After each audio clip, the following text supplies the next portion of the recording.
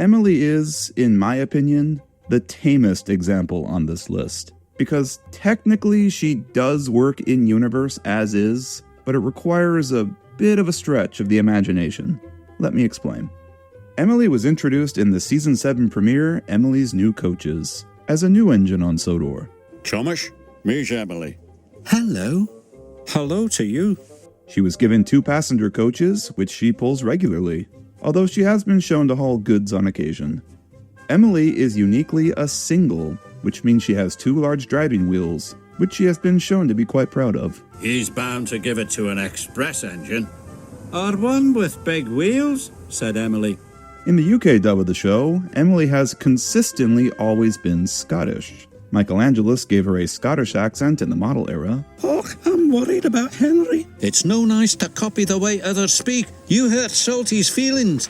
And this continued into CGI when Teresa Gallagher started voicing her.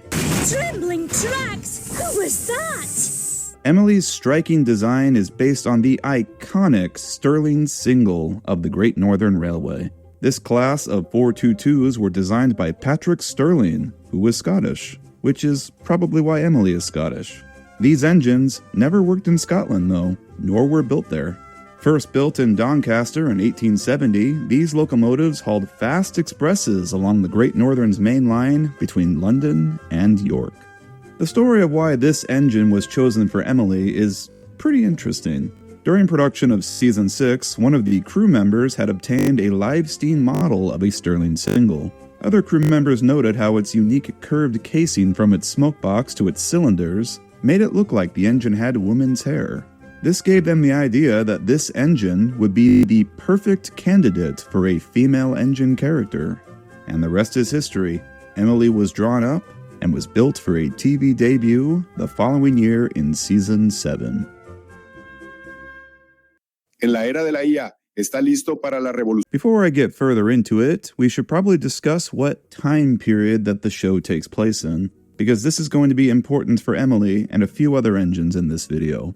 Now we are talking about the TV series universe, not the books, so it's all intentionally vague and unclear what year this all takes place in. But I've always assumed that the show, following Season 4 or so, has always taken place in this frozen state of the mid to late 60s or so, clearly near the end of steam in Britain and around the rise of dieselization, but also nowhere close to modern day.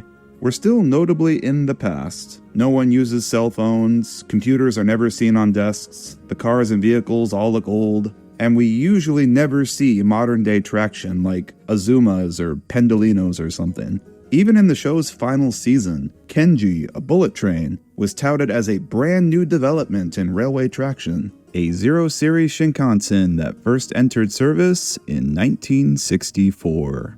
I'd say it's pretty safe to assume that the show has stayed in this unmoving stasis of the mid to late 60s, with minor contradictions here and there. I think we can all agree on that, right?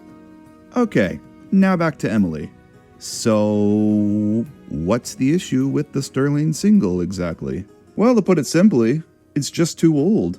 The final Stirling singles were retired in 1916, a whole 5 decades before Emily would have come to Sodor. Oliver is present in Emily's debut story, which means she could not have arrived any time before him. The Stirling singles are just too old to still be around and working in the current day time period of the series. However, Emily is low on this list because she does have one major saving grace. There is a preserved Stirling single, number 1, which has steamed and operated in preservation. So it's not impossible for a Stirling single to have made its way to Sodor in the 60s. Who's to say Emily isn't the preserved one? I guess you could also say she's somehow a second one that happened to survive till the 60s. Nothing's really impossible in this universe, and there could definitely be a story there. But realistically, it's pretty improbable. So, let's put this to the test. Is there an engine out there that fits all the criteria for Emily's character without changing anything we know about her and makes a bit more sense timeline-wise? This potential loco needs to be one with big wheels, as that has been a point of pride for Emily in some episodes. so ideally another single or maybe some sort of 440. Emily is consistently Scottish throughout the UK dub of the show, so it should probably be something with Scottish roots. And the biggest hurdle here, it has to be an engine that was around and operating in the 60s, preferably sometime after Oliver came to Sodor. Well, the way I see it, there's only one candidate that fits all of these requirements, and that's the Caledonian Railways number 123. Designed by Dougal Drummond, 123 was a one-off design built in 1886 as an exhibition locomotive. Like Emily, this engine is a single, with one set of large driving wheels and inside valve gear. After the Edinburgh exhibition, it was acquired by the Caledonian Railway in Scotland. It was the only single-wheeler in Scotland, and put in several years of work on the main line, as well as participating in the Great Race to the North in 1888 and 1895.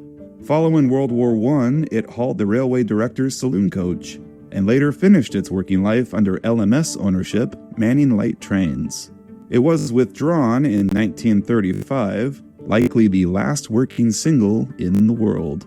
But its life didn't end there. 123 was restored to working order in 1958 by British Railways, and continued to haul enthusiast trains across Britain until the end of steam in Scotland.